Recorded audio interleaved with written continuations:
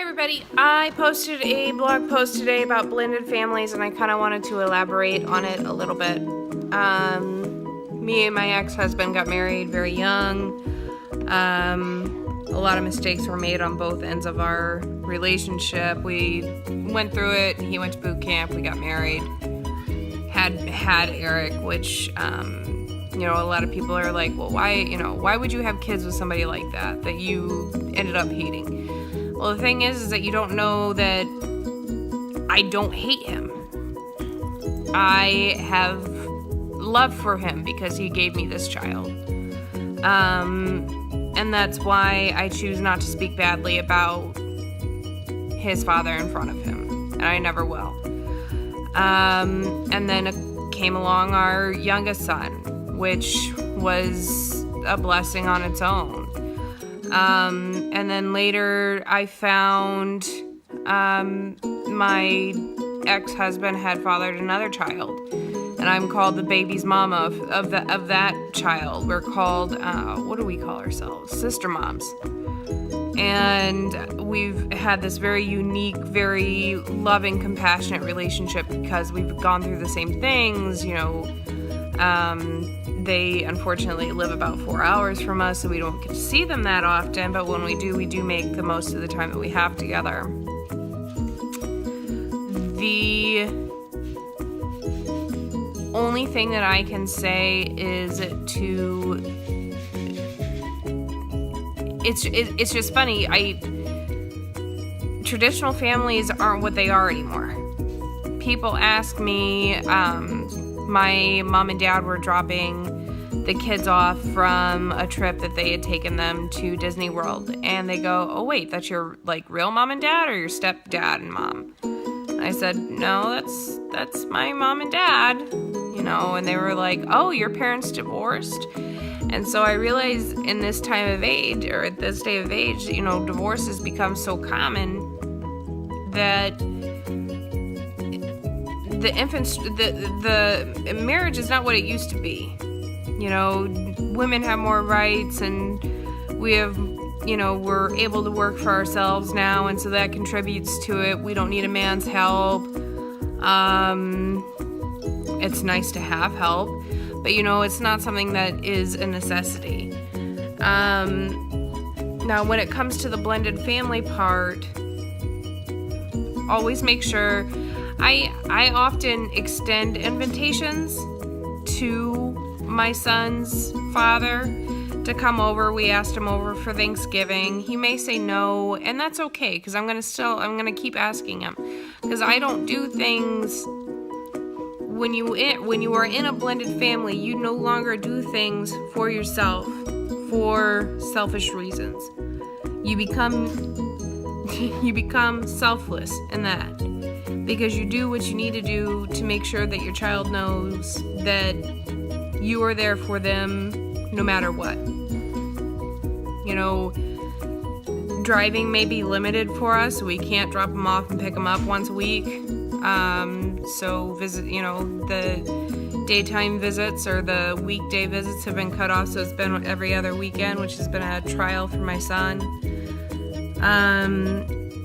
But, we do as much as we can for what we can and with what we have. And beyond anything else, try and show compassion. And this is coming from, somebody that I have a problem sometimes showing that kind of stuff, showing compassion when I don't think that things are going the way that they should be going.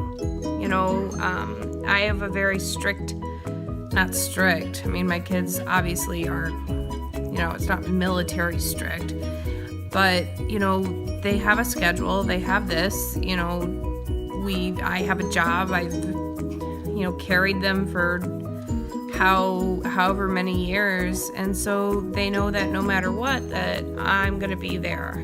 And, I think that should come from the other parent as well, the parent that's not with them all the time.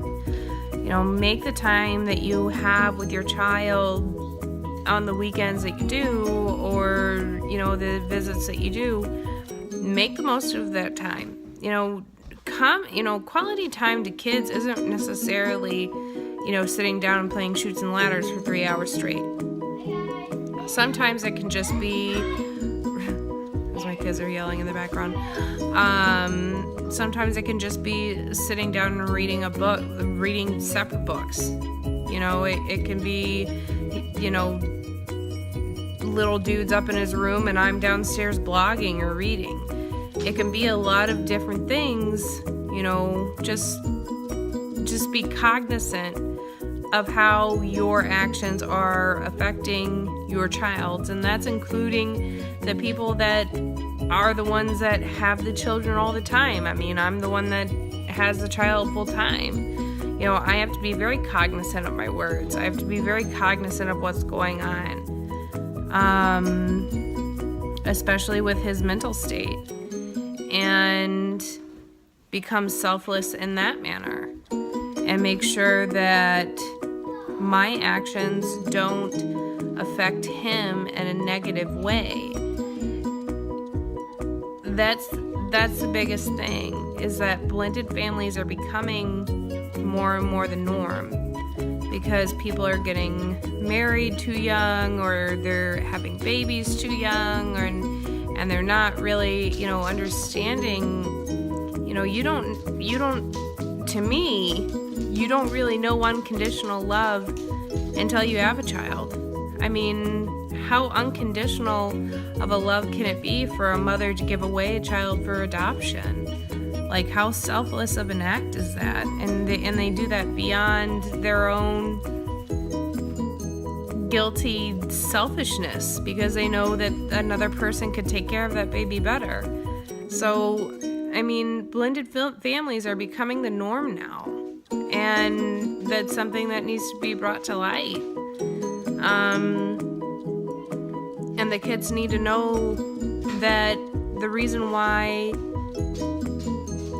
they're not the reason why the parents got divorced. They have nothing to do with the reason their parents got divorced. It has nothing to do with them.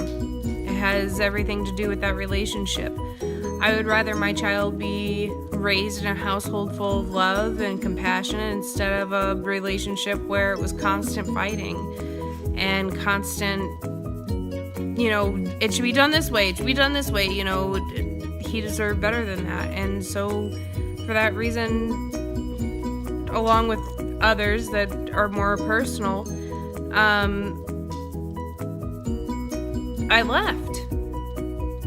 And he has a good life. He's in, he goes through his ups and downs, and he goes through his ups and downs with his dad, but as long as I'm there as a parent and as a role model, and he has positive male role models in his life, that's all that we can ask for from our children, and from ourselves, is to give that selfless compassion, that selfless love to them.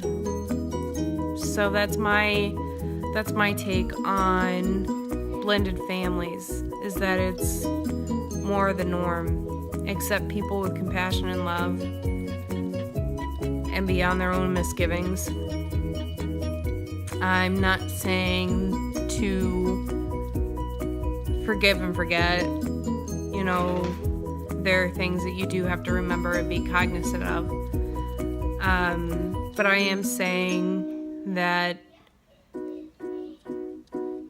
you put your kid first above anything else. I would be living on some hippie commune, working for Greenpeace, standing in trees so that they wouldn't cut them down, but that doesn't pay the bills to put them in a good school with a house that's in a good school district, and a backyard with playground equipment, and a park down the street. So I gave that up. Once they get older and once they can fend for their own, I'll get a tiny house, and me and Dan will roam around the countryside and, do those types of things. But for right now, we live for our children, and that's who we live for. And we live for ourselves, because without living for ourselves, we can't live for anybody else. So nurture yourself as well. Anyway, I thought I'd expand on that. Talk to you guys soon.